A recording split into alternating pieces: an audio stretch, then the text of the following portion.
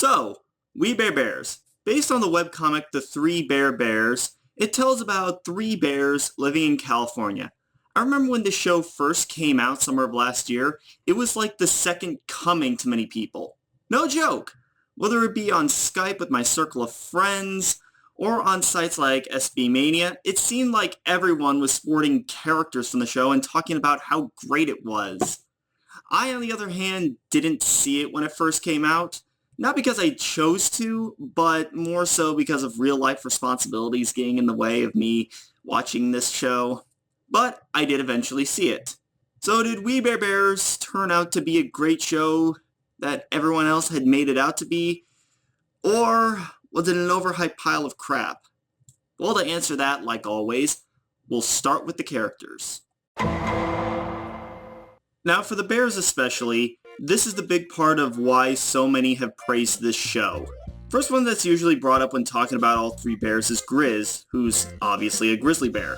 He's perhaps the most out there and in-your-face of the three. He always tries to do the best for his brothers, even if it doesn't come out exactly as he planned. Grizz has tended to be cocky in the heat of the moment, but don't a lot of us do that? Speaking of which, next up is Panda. I'll come out and say this right now, Panda is my favorite of the three. Why?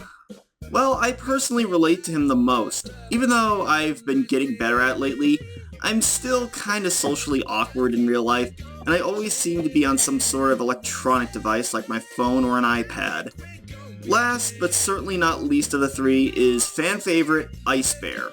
Why is he the fan favorite? Hashtag Ice Bear for president. Ice Bear enjoys basking. Ice Bear been sleeping for 15 minutes. Ice Bear wants justice. Ice Bear needs latte. Ice Bear has a conspiracy theory. Ice Bear bought these legally. Ice Bear has too many secrets. Up top. Ice Bear has never seen a smaller human. Ice Bear believed in you. That's why. From my own observation, fan favorite characters are always the ones that we know the least about, and yet still leave an impression on us. Ice Bear's always so chill in contrast to everything happening around him. Just be careful when he has his axe. Here's Johnny! The three bears also have this totem pole-like formation known as the bear stack. You'll always see them like this when all three go from one place to another, and they cling pretty hard to each other, believe me. I think it's neat. You don't see any other cartoons with three or more main characters doing something along the lines of this. Okay, maybe there's not an exact point to it, but still neat looking. As for secondary characters, there's my favorite one, Chloe, who's the first human to interact with the bears in the series. She's about, I'd say about 12 years old, I've heard that like being buzzed around, and attends not the University of California, but California University. Guess they didn't want to get sued by the university or avoid more bears. The Bears have won! The Bears have won! The bears do of course care for Chloe after first meeting her when she broke into their home so she could study them. Chloe of course has parents and we do get to meet them, and it helps show that Chloe's just not some random orphan running around. Well, you never know. There is of course an antagonist in the show in the form of a koala named Nom Nom, an internet celebrity who hates the bears. You see, in the episode that he premiered in, Grizz wanted to become internet famous and make a viral video like Nom Nom did, but Grizz had minimal success. They find out Nom Nom is a judge for a contest at and host for something called MemeCon. Hey, boss! It turns out he's an egotistical jerk and cannot stand the bears, especially Grizz. Many have compared Nom Nom to Belson from Clarence, even down to their appearances, and I can see that. Nom Nom's practically a school bully and the bears are his targets. Now that that's over with, how about the character designs? Like most cartoons these days, the designs have a round elegance about them. There are subtle differences to their designs. For instance, Ice Bear is the tallest of the three and the skinniest, whilst Panda is both the shortest and tubbiest. It's a neat touch since in real life, all bear species have different body types, and in some aspect, the roundness can make them kind of adorable in some shots. The roundness even accounts for antagonists like Nom Nom. Even though he's an antagonist, he still looks really adorable, mostly because in his viral video, that's kind of the point.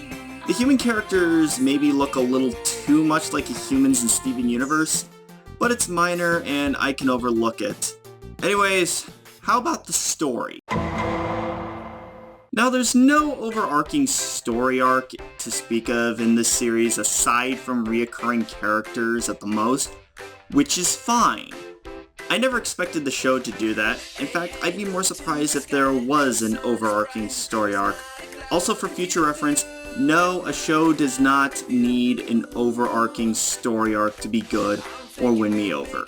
It's just that if there is one, I like to point it out. But onto the story.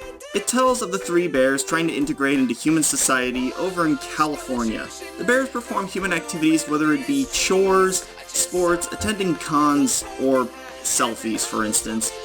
I feel the show does a better job with pop culture references than, say, sitcoms on Nickelodeon because A, everything else in We Bare Bears is good about it, and those references aren't used just to cover up for lackluster writing, and B, We Bare Bears isn't obnoxious about it, nor is the audience getting these references shoved in their faces. The episodes consist of the bears getting into hijinks for the most part with the aforementioned activities listed earlier. Frankly, I find the episodes to be executed pretty well overall. Don't really have anything to complain about, and I don't know, I had a hard time finding flaws. So, what are my final thoughts? So, is We Bare Bears truly the second coming? No. But it's still chocked full of likable and neat characters, as well as entertaining stories. Cartoon Network's got some good stuff on their hands, so here's to a successful run. I drink this right now, but I have a train to catch in a bit. Anyways, that concludes this review. I hope you all enjoyed, and hopefully I can get back to posting more often.